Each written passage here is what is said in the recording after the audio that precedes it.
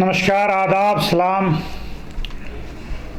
मेरी आदतों में ये शामिल नहीं थी कि मैं अपनी बातों को कभी भी फेसबुक पर रखूं, लेकिन आज का जो दौर है, जो ज़माना है कि हर शख्स के हाथ में मोबाइल है और जानकारी के लिए, जागरूकता के लिए और अपनी ज़िंदगी की किस दिशा में ले जाए, इसके लिए हर लोगों की ज़रूरत हो गई है कि सोशल मीडिया पे देखते हैं और इसका असर भी होता है।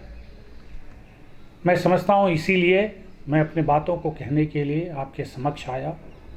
इससे पहले भी कई बार मैंने अपने सोच को लोगों के सामने रखा और ये मैंने अब सोच रखा है, ये तय कर रखा है कि अक्सर व बेशतर आप लोगों के सामने आता रहूँगा। ज़रूरत इस बात की है कि इस मुल्क में मुसलमानों की, ख़ास करके पसमानदा तबकों की जो हालात है,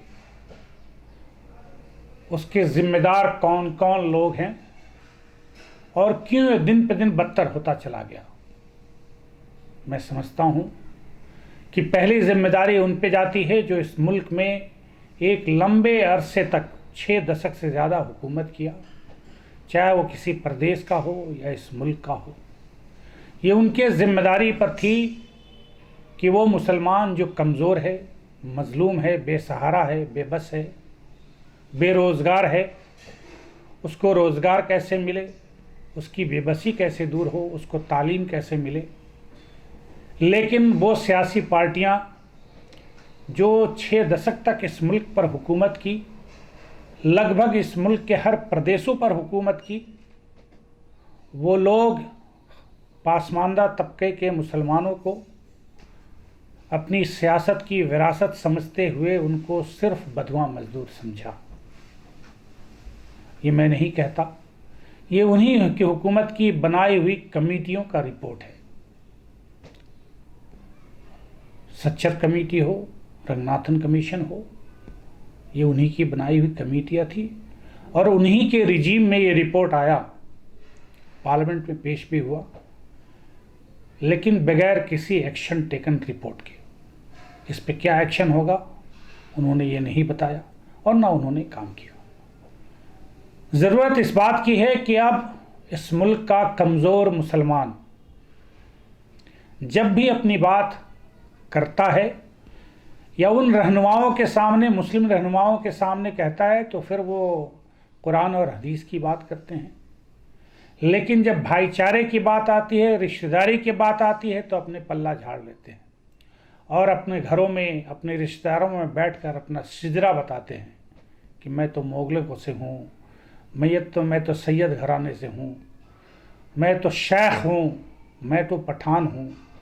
मुझे इसमें कोई एतराज़ नहीं, आप अपना सिजरा बताएं, आप अपनी भी हक़ की बात करें, ये जायज़ है।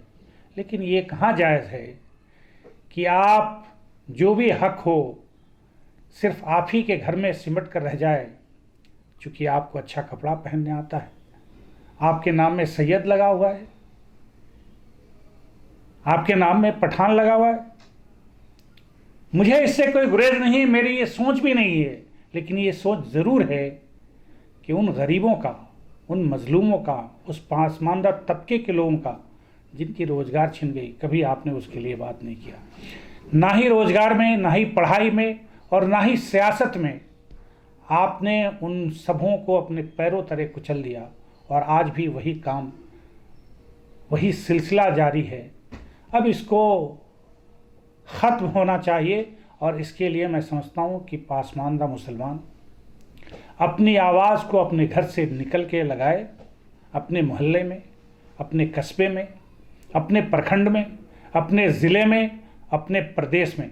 और जब तक के कोई भी शख्स, कोई भी कौम उस वक्त तक आगे नहीं लगती है जब तक कि अपनी लड़ाई खुद नहीं लड़े। इसलिए मैं गुजारिश करना चाहता हूँ पासमानदा तबके के लोगों से कि अब अपनी लड़ाई के लिए कमर को कस लो।